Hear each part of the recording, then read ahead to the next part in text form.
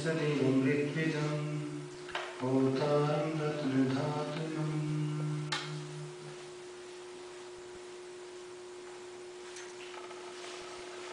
हमारे बहुत ही सम्मान के पात्र आचार्य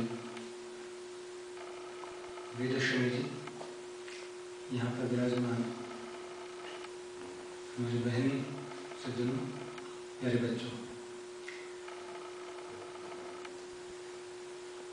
वेद का विषय ऐसा है कि कहाँ से आरंभ करें, कहाँ पर समाप्त करें, क्योंकि वेद जिस समय में आया होगा,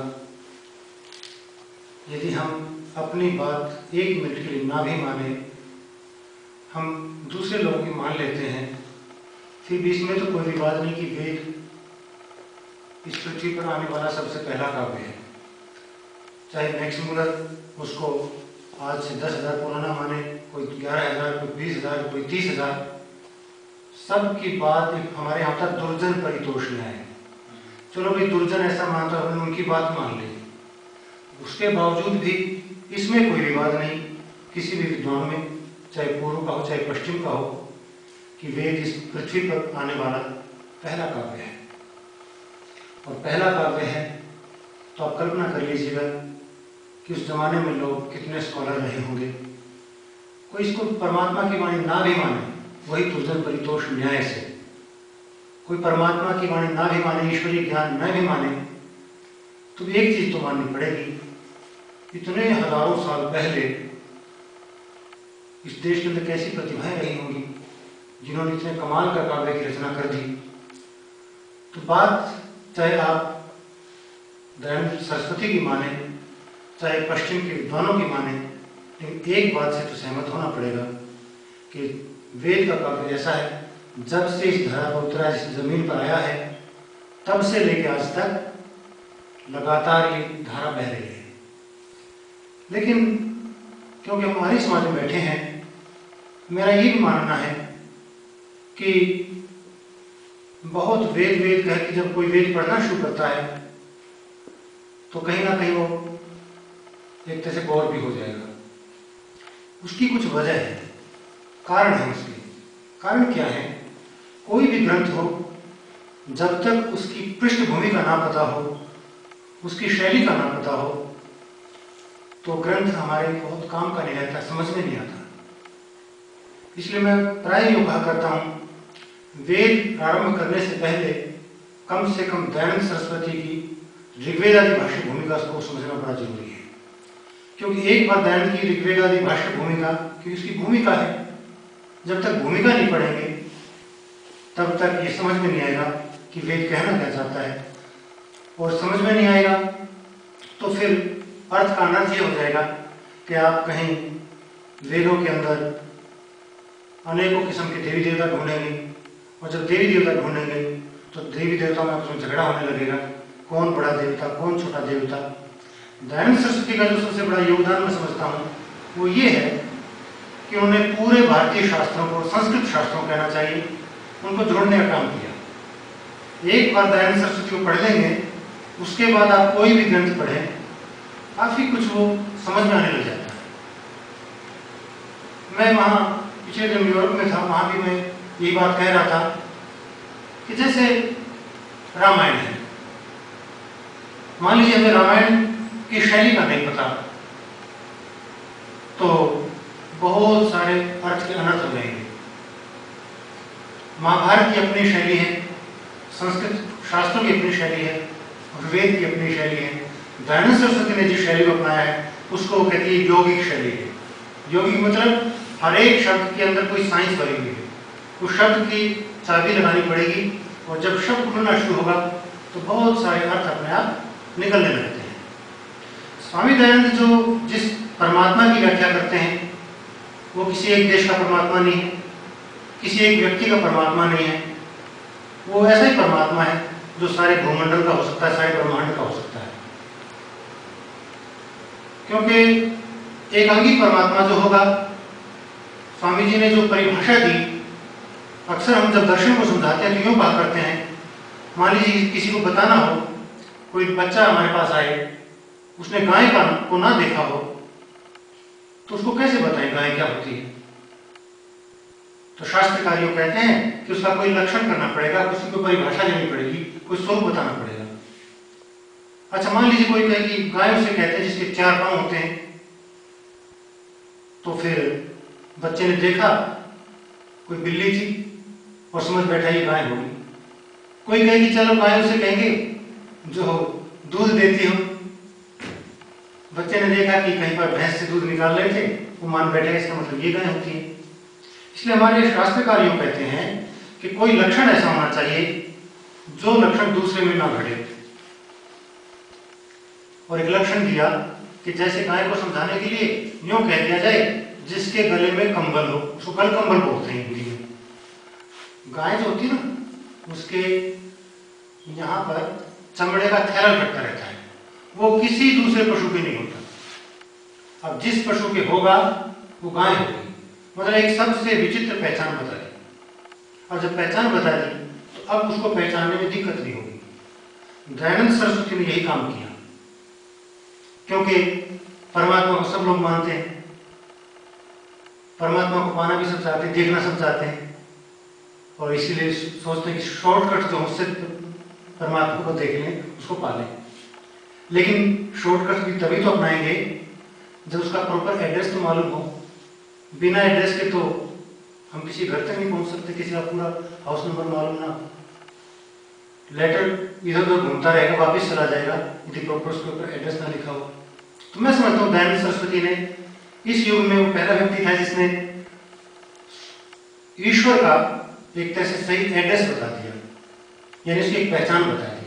और वो पहचान क्या है वो देखिएगा, आर्य समाज के नियम में लिखा हुआ ना, ईश्वर सच्चिदानंद स्वरूप, ये उसका स्वरूप है। बाकी तो उसके दूसरे गुण भी बहुत हैं, लेकिन यदि स्वरूप की बात की जाए, जिसके अंदर ये तीनों चीज इकट्ठी रहें, वो समझ लेना चाहिए वो परमात्मा हो सकता है। क्योंकि सत में व्यवहार की भाषा में समझ लो जो हमेशा सत्ता में रहे, सत में जिसकी विद्यमानता रहे, और चित जिसमें चेतनता रहे। क्योंकि परमात्मा को मानोगे तो चेतन मानना पड़ेगा। क्यों मानना पड़ेगा? जड़ पदार्थ जो होता है ना, अचेतन जो चीज होती है, वो किसी चीज का हिसाब किताब रख नहीं सकती। ये माइक पूरा काम कर रहा है, ये माइक कभी नहीं बता सकता कि इसके ऊपर आपके आज तक कितने लोग बोल के जा चुके हैं। ये कोई चेतन व्यक्ति तो बताएगा कि देखिए इतने लोग आज तक, पिछले हफ्ते फलां विद्वान आए थे, उससे पहले हफ्ते वो आए थे। पर अचेतन चीज जो होती है ये नहीं बता पाएगा। इसलिए परमात्मा को मानना पड़ेगा तो उसको चेतन मानना पड़ेगा। और तीसरा जो बताया वो है आनंद। ये कई बार भ्रांति भी हो जाती है कि आनंद तो हम सब के पास भी होता है, लेकिन परमात्मा को कहना चाहिए शाश्वत आनंद है। क्यों? क्योंकि आपका और हमारा आनंद ऐसा है, उसको आनंद तो नहीं कहते, पर चलिए 2 मिनट के लिए कह लीजिए। असल में आपके हमारे पास तो सुख और दुख का चक्कर चलता रहता है। क्योंकि दुनिया में कोई भी प्राणी ऐसा नहीं है जो यूं कहे कि मुझे कभी भी कोई दुख नहीं हुआ। किसी को शारीरिक दुख होता है, कोई कहता है बीमार हो गया, किसी को बुखार हो गया, वो भी ना हुआ, सेहत से तंदुरुस्त है तो उसको मानसिक बीमारी है, किसी ने कुछ कह दिया मन खराब हो गया, दिल नहीं लग रहा। इसलिए ये परेशानी जो है आप हम सबके पास होती है। लेकिन जो तत्व ऐसा हो जिसकी सत्ता भी शाश्वत हो, जो चेतन भी हो और जो आनंद स्वरूप भी हो, दयानंद सरस्वती ने कहा ये उसका सबसे बढ़िया स्वरूप हो सकता है। इसलिए उन्होंने कहा ईश्वर सच्चिदानंद स्वरूप। ये उनका एक मुख्य उन्होंने स्वरूप बता दिया। अब स्वामी जी हमारे यहाँ देखिए 2 तरह के दर्शन चल रहे थे। एक ये चल रहा था कि भाई खाओ पियो ऐश करो, जो कुछ है दुनिया है, दुनिया में थोड़े दिन जीना है, जितने दिन जिए आराम से जिए, खूबसूरती के साथ जिए। सुनने में कुछ शब्द बड़े अच्छे लगते हैं, लेकिन एक दर्शन ये था कि दुनिया कुछ नहीं है, जो कुछ है खाली परमात्मा है, भगवान है, ईश्वर है। इसलिए इस दुनिया को छोड़ो और खाली परमात्मा के पीछे लग जाओ। दयानंद यूं कहते कि नहीं, इन दोनों चीजों को सत्य मानना पड़ेगा। ये दुनियादारी भी सच्चाई है, ईश्वर भी सच्चाई है, दोनों का एक कॉम्बिनेशन उन्होंने बैठाया और इस कॉम्बिनेशन का नाम जो है उसे कहते हैं त्रैतवाद, जिसको 3 तत्व उन्होंने माने, क्योंकि वरना बड़ा भयंकर संकट पैदा हो जाएगा। किसी ने किसी को गाली दी तो लोग कहेंगे परमात्मा ने परमात्मा को गाली दे दी, यदि हम सबके अंदर ब्रह्म है तो, यदि मैं ब्रह्म का ही अवतार हूं तो। बहुत सारे जो व्यवहारिक गुण स्वामी जी ने बताए। उन्होंने कहा कि परमात्मा निराकार है, उसकी एक मजबूरी है, क्योंकि जो चीज यदि आप परमात्मा को साकार मानते मान लीजिए, पर एक दूसरा दोष आ जाएगा परमात्मा में, जो चीज साकार होगी वो व्यापक नहीं हो सकती। दुनिया में कोई भी चीज ऐसी नहीं है जो साकार हो और सर्वव्यापक हो। इसलिए सर्वव्यापक मानते हो तो इसका मतलब निराकार मानो या ना मानो अलग मुद्दा है, पर कम से कम साकार नहीं हो सकता। तो साकार नहीं होगा तो क्या होगा? निराकार होगा। इसलिए ईश्वर को मानेंगे तो उसको निराकार मानना पड़ेगा।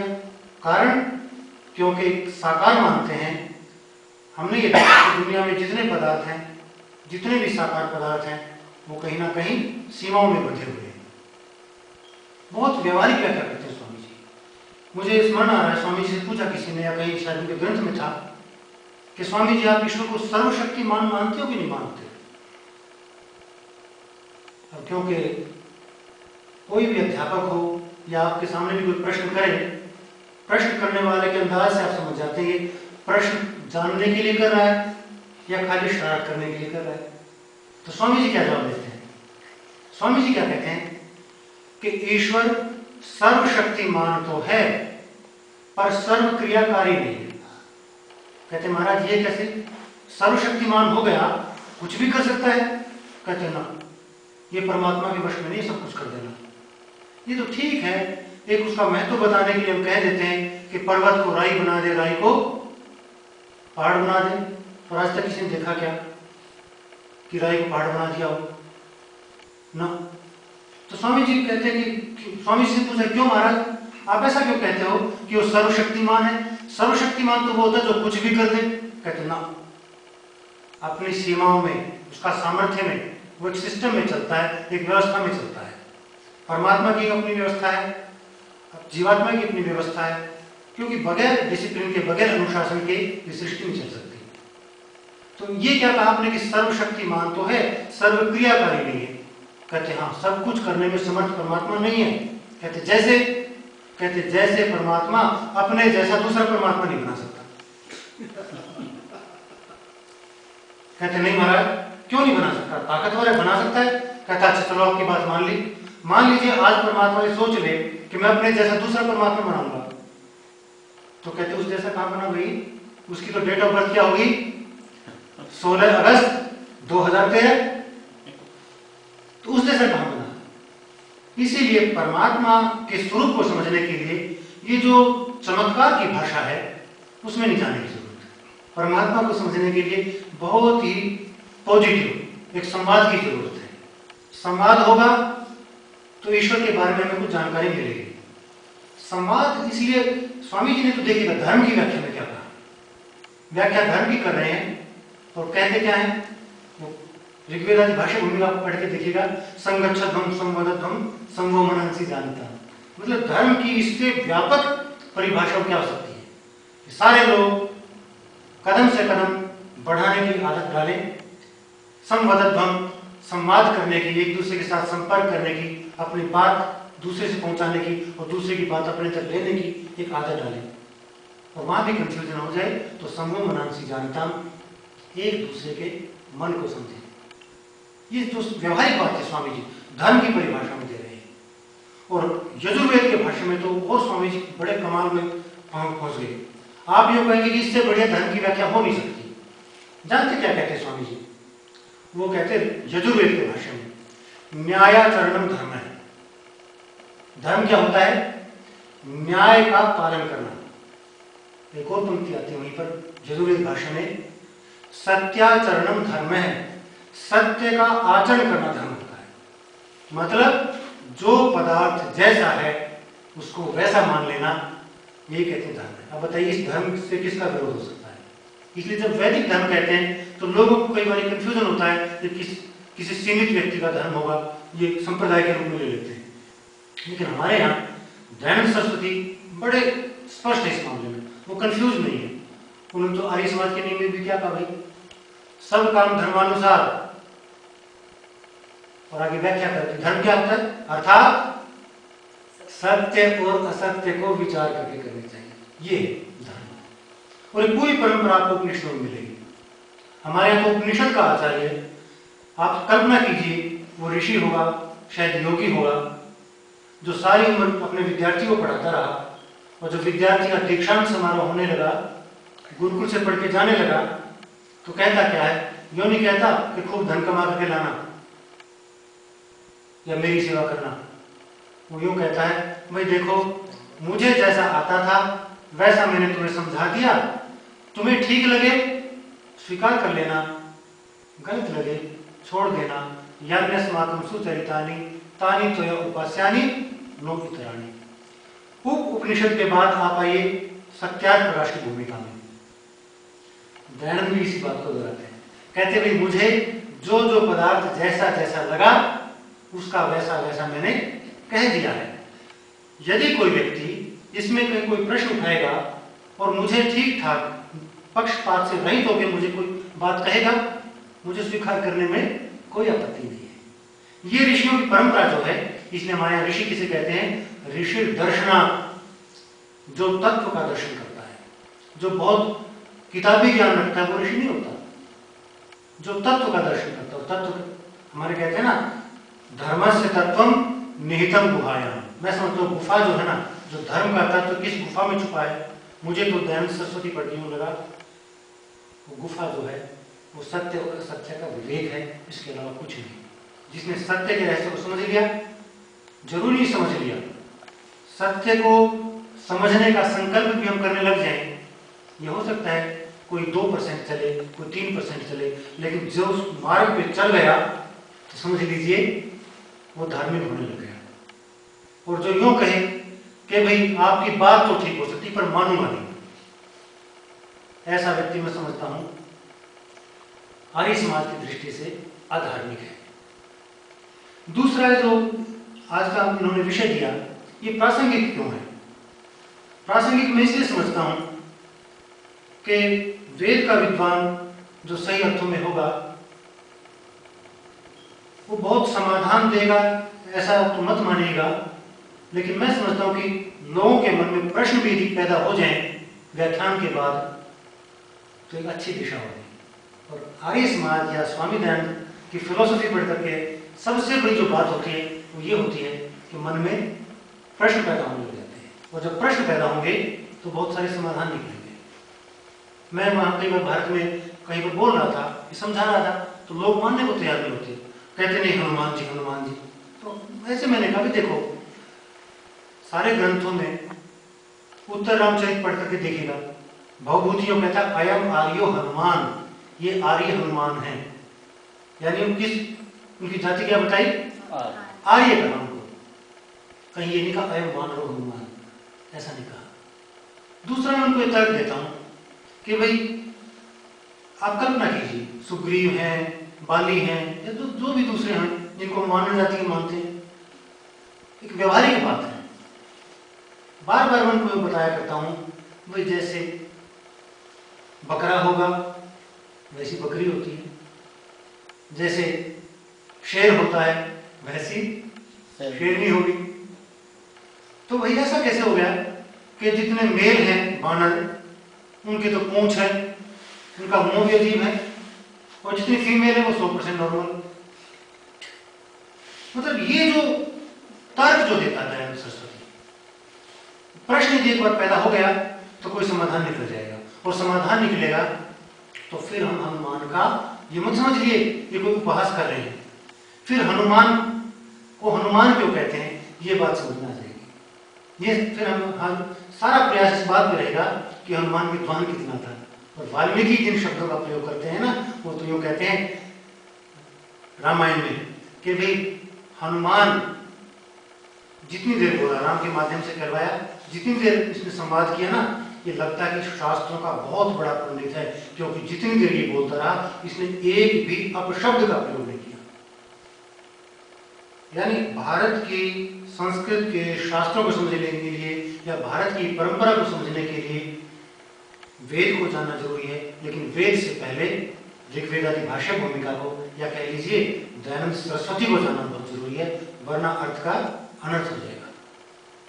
और एक बात मैं विशुद्ध जी को एक बात बता रहा था, हमारे यहाँ शास्त्रों के बहुत सारी गड़बड़ है। एक गड़बड़ का कल मैं उनको नमूना पेश कर रहा था कि गृह सूत्रों के अंदर एक याग बताया गया, याग। और क्या याग? उस याग का नाम शूलगव याग।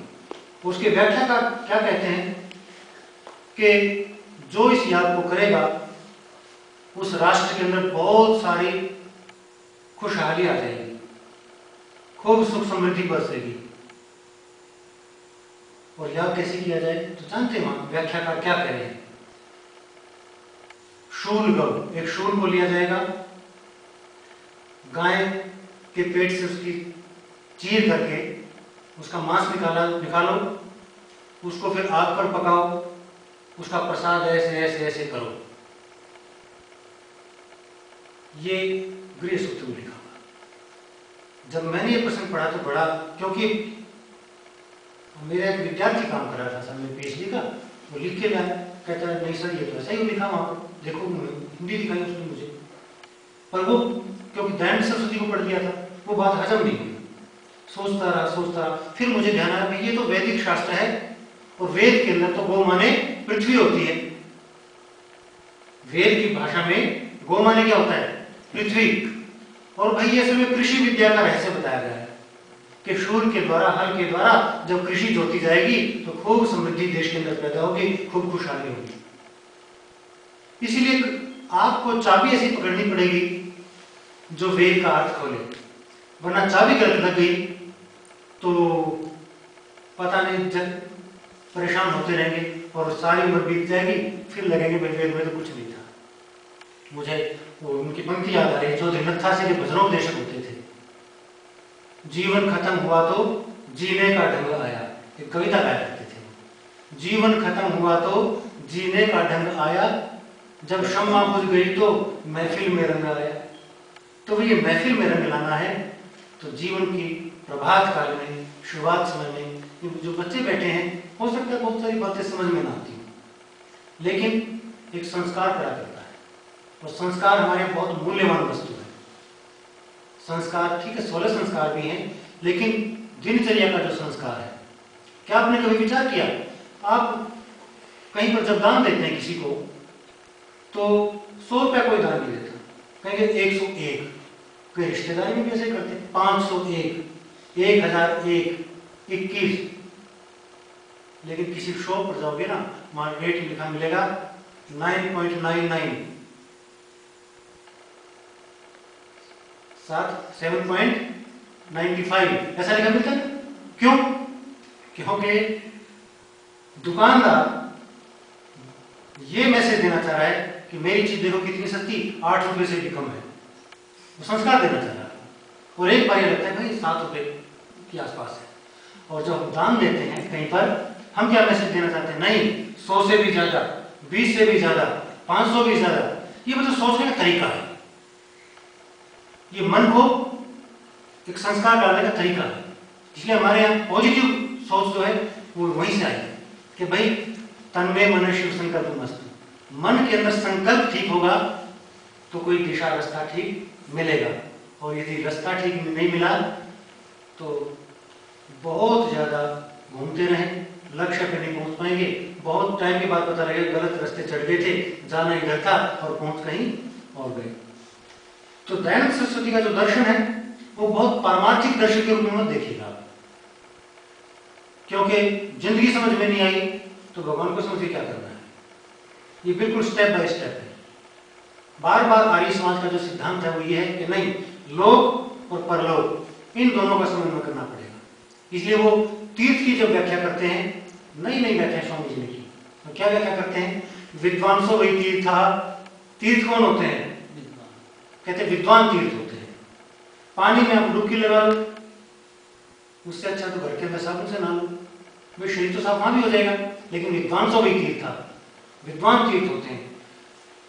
ये जो कहा जाता है कि जहाँ नदी है वहाँ जल स्नान करना चाहिए, तीर्थ होते थे तीर्थ, क्योंकि आमतौर पर उस युग में विद्वान लोग, ऋषि लोग जो थे, नदियों किनारे रहने की परंपरा थी। इसलिए हमारे यहाँ पंजाब में तो जितने ब्राह्मण होते हैं ना, वो सारस्वत पंडित कहलाते हैं, सारस्वत ब्राह्मण। कारण सरस्वती नदी वहां पर थी, और सरस्वती नदी थी, उसके पास बैठ के साधना किया करते थे, तो वो एक पक्ष था। पर स्वामी जी ने बिल्कुल सीधे सपाट कह दिया, विद्वांसो वही तीर्था। वे तीर्थ कौन होते हैं? विद्वान तीर्थ होते हैं। क्यों? विद्वान होगा, उसके पास आप कोई प्रश्न करेंगे, कोई समाधान की गुंजाइश मिलेगी। मैं यूं नहीं कहता कि आपके सारे प्रश्नों का समाधान मेरे पास होगा या आचार्य जी के पास होगा या किसी तीसरे के पास होगा, लेकिन एक गुंजाइश बनती है, एक संभावना बनती है। इसलिए हमारे यहाँ तीर्थ जो होते हैं ना, तीर्थ माने जो तार दे किसको? जीवन को तार दे। जीवन कब उतरेगा? बहुत पूजा करने से नहीं उतरता, ये तो संवाद करने से उतरेगा, क्योंकि विद्वान होंगे, कोई प्रश्न पैदा होगा, कोई समाधान की संभावना बनती है। इसीलिए दयानंद का जो दर्शन है, ये बहुत पारमार्थिक दर्शन, अकेला पारमार्थिक दर्शन नहीं है, और अकेला जिंदगी जीने का तरीका भी नहीं है, इन दोनों का समन्वय है। इसलिए उन्होंने क्या कहा? जीवात्मा। और जीवात्मा के बारे में क्या कहा कि भाई वो उपनिषद को लाते हैं, बड़ा कमाल का वो मंत्र है, आत्मानम रथिनम विद्धि शरीरम रथम एवतु। कहती ये कैसे संभव हो सकता है कि कोई गाड़ी बगैर ड्राइवर के या बगैर रिमोट के चल पड़े? कोई रिमोट तो चाहिए, कोई ड्राइवर तो चाहिए, और ये जो शरीर चल रहा है, इसका भी कोई तो ड्राइवर होगा, कोई तो रथी होगा, और रथी है तो कोई रथ है। ये शरीर रूपी रथ को चलाने वाला कौन है? कोई रथी है। उस रथी इससे अलग ही होगा, और जब ये रथी से निकल जाता है, ये सोचता है कि गाड़ी बेकार होगी, तो रथी बाहर भी निकल जाता है। बाहर निकलती फिर वो गाड़ी स्टार्ट हो ही नहीं पाती, जितना मर्जी कर ले। जैसे कोई बहुत पुरानी गाड़ी हो जाए और ड्राइवर ये होगा कि मैं तो उसमें बैठूंगा ही नहीं, तो गाड़ी चलेगी नहीं। हमारे शरीर का भी हाल है। उपनिषदों ने कहा ये शरीर तो क्या है? एक तरह की गाड़ी है, और गाड़ी है जिसको कोई चलाने वाला, कोई ड्राइवर चाहिए। ड्राइवर बैठेगा, जब तक इसमें ड्राइवर है तो चलता रहेगा। पर भाई हम सब की जिम्मेदारी बनती है ड्राइवर ठीक गाड़ी चलाता है, क्योंकि ड्राइवर को यदि दिखना बंद हो गया, अंधेरी में अंधाधुंध चलाने लगा, तो एक्सीडेंट होगा, और एक्सीडेंट होगा तो फिर पतन हो जाएगा, फिर पता नहीं कितने दिन हॉस्पिटल में रहना पड़ेगा। इसलिए स्वामी जी का जो दर्शन है, या आर्य समाज का जो दर्शन है, या इन शब्दों से किसी को चिढ़ हो तो ये कह लीजिए वेद का जो दर्शन है, वो लोक और परलोक को जोड़ने का दर्शन है। तो दोनों चीजें जुड़ेगी तो जीवन खुशहाल रहेगा। हम इसी को मानते हैं कि बगैर धन के जीवन यात्रा नहीं चलती। वेद में तो देखिएगा सबसे ज्यादा स्तुति कौन से देवता की मिलती है? इंद्र देवता की। और इंद्र किसने कहते हैं? समृद्धि से युक्त, सारे ऐश्वर्यों से युक्त। इसलिए ऐश्वर्यों के विरोध वेद का शास्त्र कभी नहीं करता। लेकिन वेद ये तो समझाएगा कि चलो पैसा तो कमा लिया, उसको खाने का तरीका भी तो आना चाहिए ना।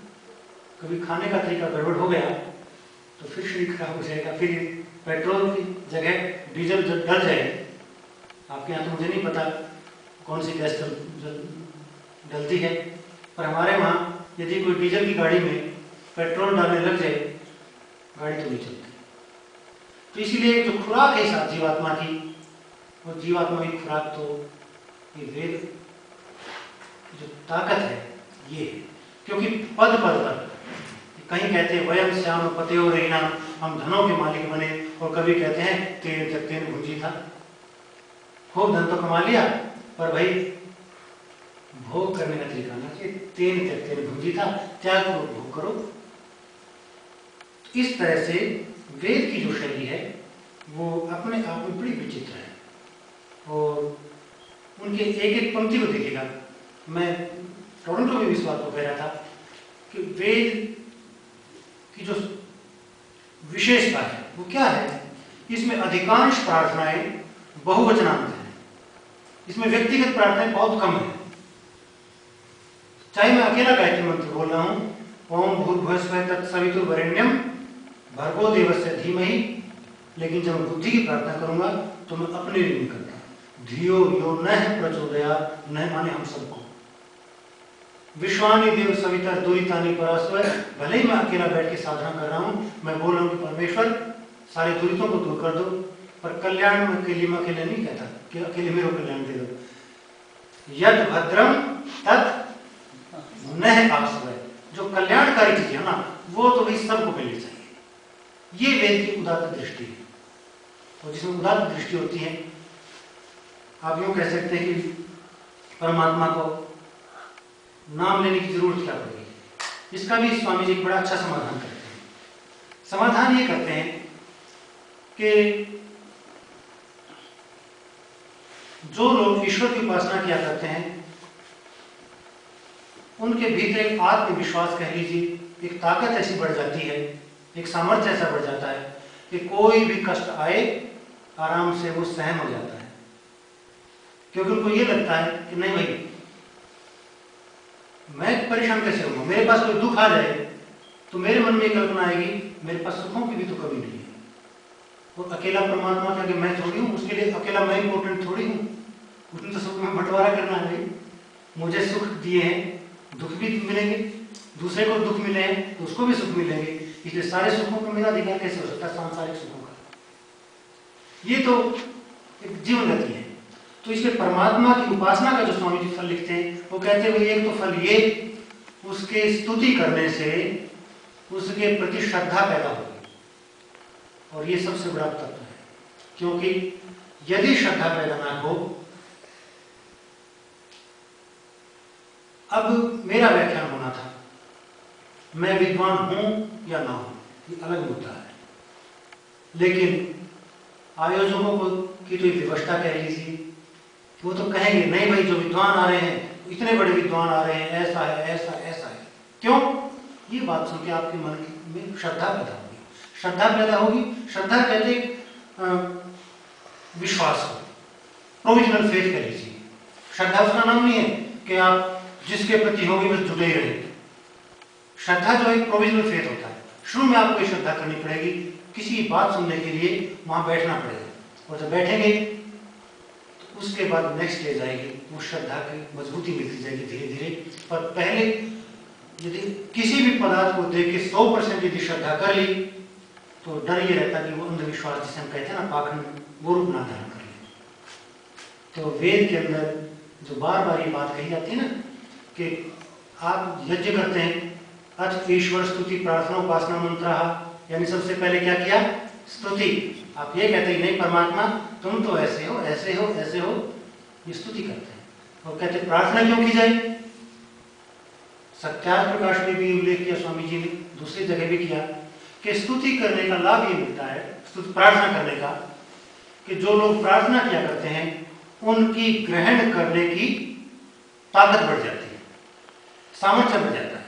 जैसे मान लीजिए आप खेती है, सख्त खेती है, बीज डालते हैं नहीं उग पा रहा, लेकिन एक बार हल जोत करके आप उसको खूब मुलायम कर देते हैं, उसके अंदर कुछ खाद वाद डाल देते हैं, फिर आप अपने घर का आंगन में कोई फूल लगाते हैं, कोई पौधा लगाते हैं, आप देखते हैं हफ्ते भर के अंदर अंकुरित हो गया।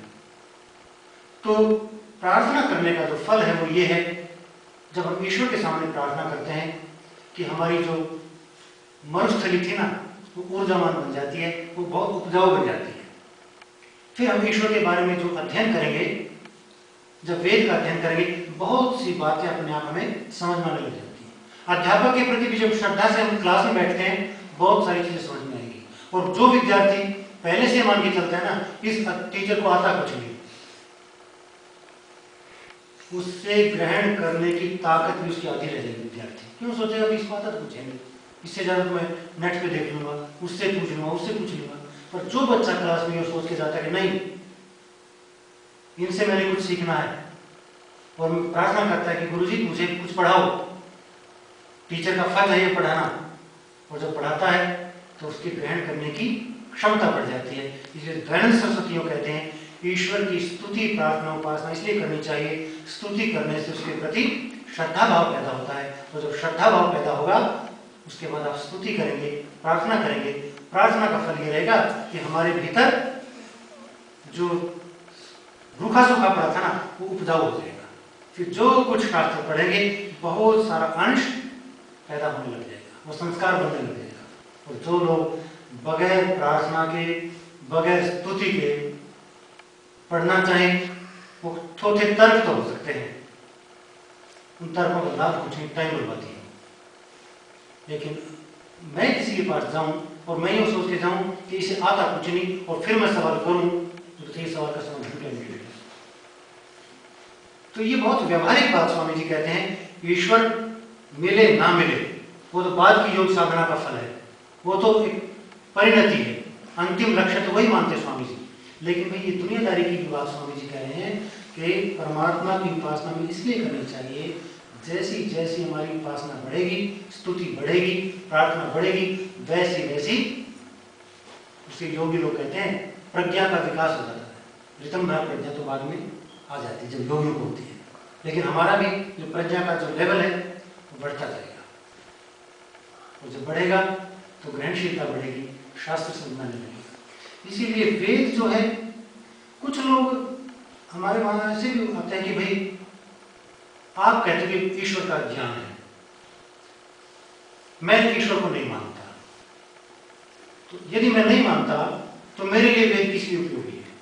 हम यूँ कहते भाई वेद के महत्व को समझने के लिए आप ईश्वर को मानते हैं, अच्छी बात है, लेकिन मान लीजिए कोई ना भी माने, कोई ईश्वर को ना भी मानता हो, या यूँ कह लीजिए ईश्वर को तो मानता हो पर वेदों को, परमात्मा का ज्ञान ना भी मानता हो, उसके लिए भी वेद की अपनी उपयोगिता है। क्यों? वेद कदम कदम पर आपको दिशा देगा। वो यूं कहेगा कि धियो यो न प्रचोदयात्, परमात्मा को ना भी माने पर ये तो संकल्प तो ले सकता है कि हमारी बुद्धि जो है ना वो ठीक दिशा में चलती रहे। वो मान ले कि भगवान मुझे ज्यादा बुद्धि नहीं दे सकता, कोई बात नहीं। लेकिन यजुर्वेद भाषा में तो मैं बार बार इस प्रसंग को देखता हूं।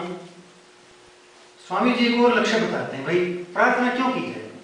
कहते हैं इससे कुछ नहीं होना कि मैं शत्रुओं पर विजय प्राप्त कर लूं, हमने आहुति डाल दी, क्या शत्रुओं पर विजय हो जाएगी? मेरी बुद्धि बढ़े, क्या बुद्धि बढ़ जाएगी? मैं धनवान बनना चाहता हूँ, भगवान वयम श्याम पते गईना, क्या मैं धनवान बन जाऊंगा? कहते ना, मना करते स्वामी जी। हे परमात्मा तुम मुझे मिल जाओ, क्या परमात्मा मिल जाएगा? नहीं मिलेगा। तो फिर क्यों करें प्रार्थना? कहते नहीं, प्रार्थना करने का दरअसल ये तरीका नहीं है। प्रार्थना का तरीका ये है कि जैसी जैसी प्रार्थना करते हैं वैसा वैसा पुरुषार्थ करना। जब मैं कहता हूं परमात्मा मुझे बुद्धि प्रदान करो, इसका मतलब है कि बुद्धि बढ़ने के जो जो साधन संसाधन हो सकते हैं ना, उन पर चलना। अभी मुझे निर्णय करना है किस प्रकार के खान पान से मेरी बुद्धि बढ़ सकती है और किस प्रकार के खान पान से बुद्धि भ्रष्ट हो सकती है। मैं कहता हूं वयम श्याम पते और नाम, मैं धनों का स्वामी बनूं, इसका अर्थ यह है कि मैं धन कमाने के साधन ढूंढूं, वैसा पुरुषार्थ करूं। तो प्रार्थना का जो स्वामी जी बहुत ही व्यवहारिक फल जो बता रहे हैं वो ये बता रहे हैं, आप जिस ग्रंथ को पढ़ें उस ग्रंथ को पढ़ते हुए जैसे आप प्रार्थना करते हैं वैसा ही पुरुषार्थ भी करना, ये होता है प्रार्थना का फल। ऐसा पुरुषार्थ करेंगे। अभी चंदोरा जी के साथ में जब संवाद हो रहा था तो मुझे एक बड़ी अच्छी बात लगी। हमारे यहाँ भारत में भी लोग कहते हैं कि भाई कुर्वन्नेवे कर्माणि जी विषय छतम समा, आप सारे उपदेश करते रहते हैं भारत में वेद के लोग, लेकिन हम तो पिछड़ते जा रहे हैं। बढ़ते तो आपका अमेरिका बढ़ रहा है, दूसरे कंट्री बढ़े, जापान बहुत आगे चला गया, ऐसा क्यों? उनके पास तो वेद भी नहीं है। तो उसका उत्तर यही था कि कुर्वन्नेवे कर्माणि, ये जो हम बात कहते हैं ये असल में आचरण की वस्तु है। जैसे स्वामी जी ने कहा कि जब हमने मंत्र बोला कुर्वन्नेवे कर्माणि, इसका मतलब मैं कर्म करने का पुरुषार्थ करूं। तो जहां ये पुरुषार्थ होगा, वो देश हो, वो परिवार हो, वो समाज हो, वो आगे बढ़ेगा। जहां पुरुषार्थहीनता होगी वो पीछे होगा। मुझे कई बार, शायद आपको अजीब सा लगे, लेकिन विवेकानंद की मुझे बड़ी अच्छी बात लगी।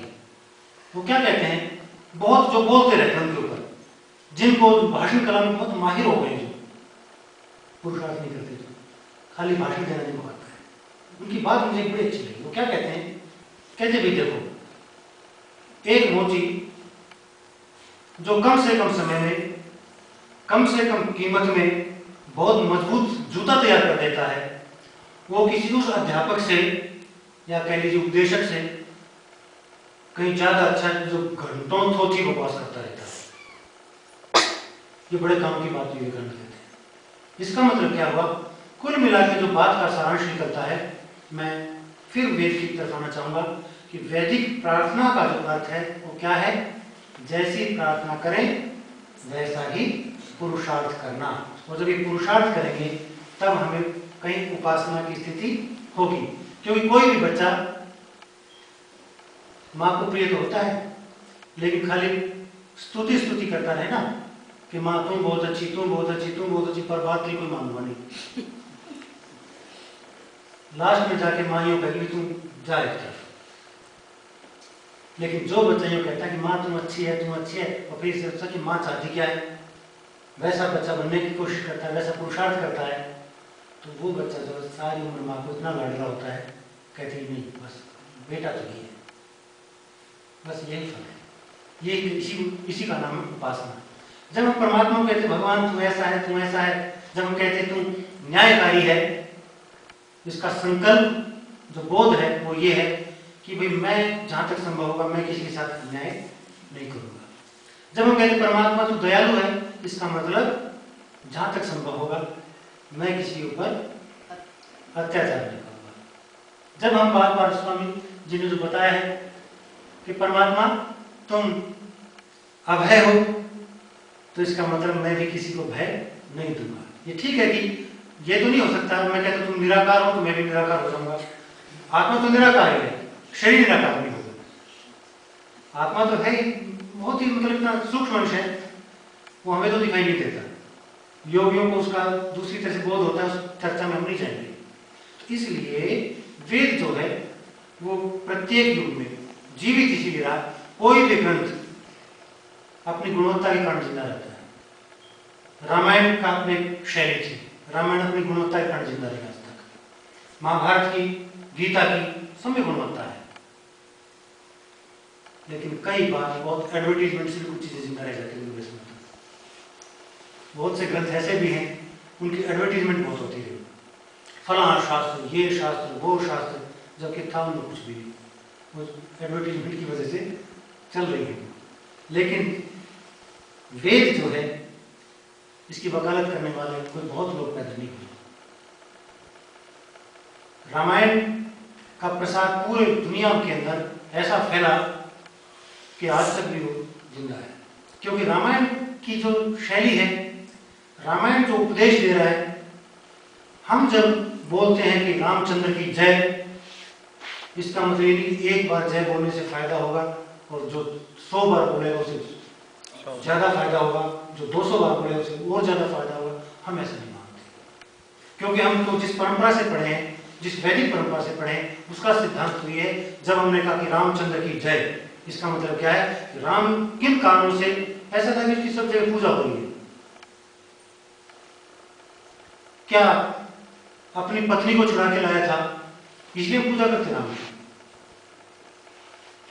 ना? रावण से युद्ध के लिए हम राम की पूजा नहीं करते, राम का नाम इसलिए नहीं लेते क्योंकि किसी भी पत्नी का, किसी के इष्ट मित्र का, किसी परिवारजन का अपहरण हो जाए, उसमें जितना सामर्थ्य है उतनी कोशिश करता है। जितना राम में सामर्थ्य उसने कोशिश की, हर व्यक्ति ये करता है। तो राम को याद करने का कारण कुछ और है। जब हम राम का नाम लेते हैं तो हमें राम राज्य की याद आती है कि उसका सार्वजनिक जीवन बहुत है। हम किसी व्यक्ति को इसलिए याद करते हैं कि उसका सार्वजनिक जीवन कितना है, ये राम को याद करने का तरीका है। कृष्ण की जय का मतलब यदि गोपियों के संग